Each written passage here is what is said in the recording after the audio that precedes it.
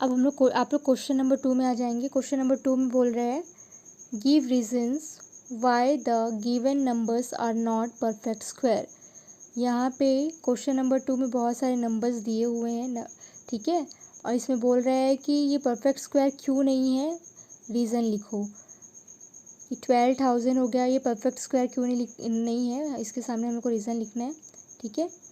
यहाँ पे 1227 ये परफेक्ट स्क्वायर नहीं है, रीज़न लिखना है क्यों नहीं है, ठीक है। इसमें हम लोग फैक्टराइजेशन मेथड नहीं करेंगे, फैक्टर नहीं निकालेंगे, ये पहले ही बता दिया है कि परफेक्ट स्क्वायर नहीं है। लेकिन परफेक्ट स्क्वायर क्यों नहीं है वो आपको इसके सामने लिखना है, रीज़न लिखना है, ठीक है। तो ये कैसे होगा हम लोग समझते हैं, ठीक है।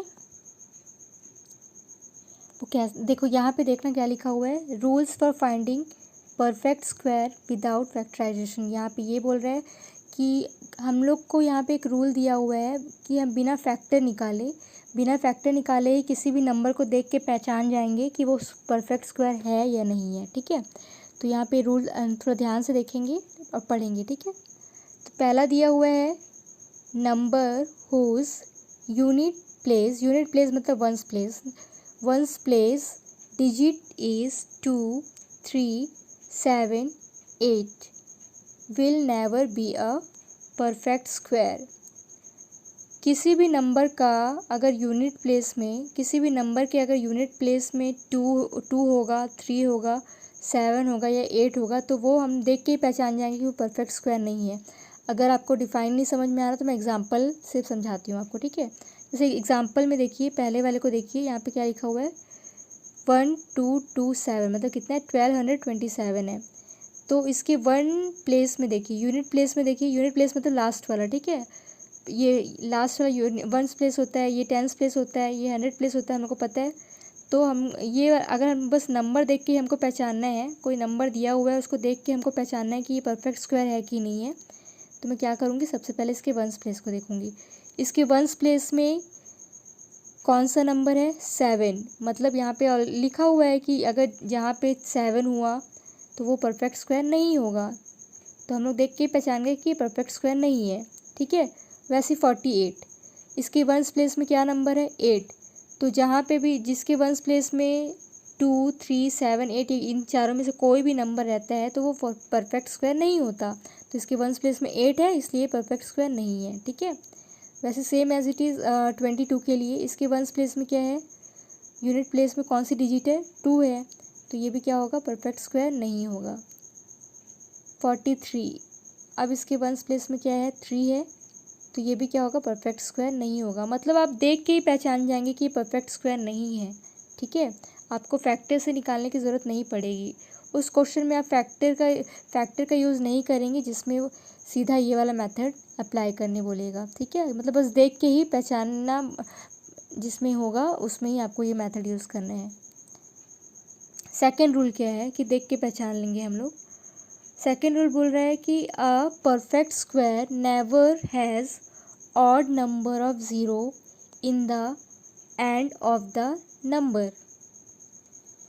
इसमें बोल रहा है कि सपोज़ हमको कोई नंबर दिया हुआ है, उसके एंड किसी भी नंबर के एंड में ऑड नंबर ऑफ ज़ीरोज़ नहीं रहने चाहिए। ऑड नंबर मतलब 3, 5, 3 ज़ीरोज़ नहीं रहना चाहिए पीछे, या 5 ज़ीरो नहीं होना चाहिए, 7 ज़ीरो नहीं होना चाहिए। अगर किसी नंबर के पीछे 3 ज़ीरो लगे होंगे, या किसी नंबर के पीछे 5 ज़ीरो लगे होंगे, या किसी नंबर के पीछे 7 ज़ीरो लगे होंगे, 1, 3, 5, 7, अगर किसी नंबर के पीछे 1 ज़ीरो लगा होगा, वो सब परफेक्ट स्क्वायर नहीं होता। तो एक एग्जांपल देखेंगे, यहाँ पे क्या लिखा हुआ है 21,000, तो पीछे कितना ज़ीरो है 1, 2, 3, मतलब 3 कितना ऑड ज़ीरो है, 3 ऑड होते हैं तो इसमें कितना ज़ीरो है, ऑड ज़ीरो है ना, 3 ज़ीरोज़ है, तो ये क्या होगा, ये परफेक्ट स्क्वायर नहीं होगा, देख के ही हम पहचान लिए।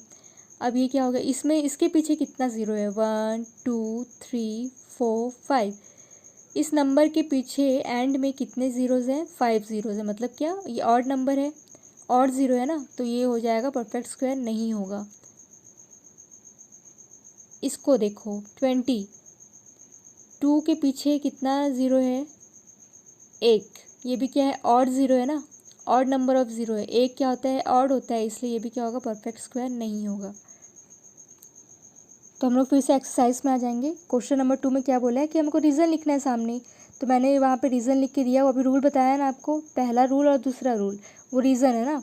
तो यहाँ पे हम लोग देखेंगे 12,000। तो इस नंबर के पीछे कितना ज़ीरो है, 1 2 3। तो ये क्या है, परफेक्ट स्क्वायर नहीं है। तो रीज़न क्या होगा, ये वाला रीज़न लिखना है आपको, ठीक है, उसके सामने। समझ में आया। अब फोर्थ देखेंगे, यहाँ पे क्या लिखा हुआ है, 1482। अब यहाँ ध्यान से देखना, इस नंबर के यूनिट प्लेस में, वंस प्लेस में क्या है, 2 है। तो इसमें कौन सा रीज़न आएगा, जो अभी रूल लिखाया था उसमें देखना आप।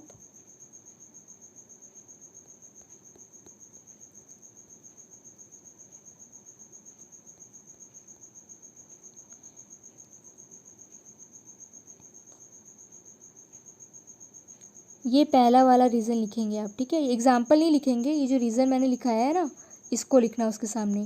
किसके सामने, फोर्थ वाले क्वेश्चन के सामने, क्वेश्चन नंबर 2 के फोर्थ वाले में 1482 के सामने लिखना कि number whose unit place digit is 2378 will never be a perfect square. आपको बस मतलब ये रीज़न बस लिखना है उसके सामने, और कुछ नहीं करना है, ठीक है। क्वेश्चन नंबर 2 एक बार ट्राई करके देखेंगे, एक्सरसाइज 1.1 का क्वेश्चन नंबर 2 ट्राई करेंगे, ठीक है। अगर नहीं बनता है या रीज़न आप लोग नहीं लिख पा रहे, रीज़न तो मैं लिख के दी ही हूँ सामने, बस आप लोग को उसमें देख के लिखना है। तो अगर वो नहीं हो पाएगा तो मैं आप लोग मुझसे पूछ लीजिएगा, मैं उसको क्लिक करके आपको फ़ोटो भेज दूँगी, ठीक है, सॉल्यूशन का। सब लोग ये क्वेश्चन नंबर 2 बना के देखेंगे, ठीक है। नहीं बनेगा तो मुझसे पूछेंगे। ये बस वही रीज़न ही लिखना है सामने, बाकी कुछ सॉल्यूशन नहीं करना है। जो रीज़न मैं वहाँ पे लिख के दी हूँ, अभी दिखाया था मैंने, वही लिखना है इसके सामने, ठीक है। यहाँ पे ऐसे 1227, तो यहाँ पे और वंस प्लेस में कौन सा नंबर है, 7 है। तो ये क्या होगा, परफेक्ट स्क्वायर नहीं है। तो कौन सा वाला रीज़न होगा, ये पहला वाला रीज़न आप लिख देना उसके सामने, ठीक है।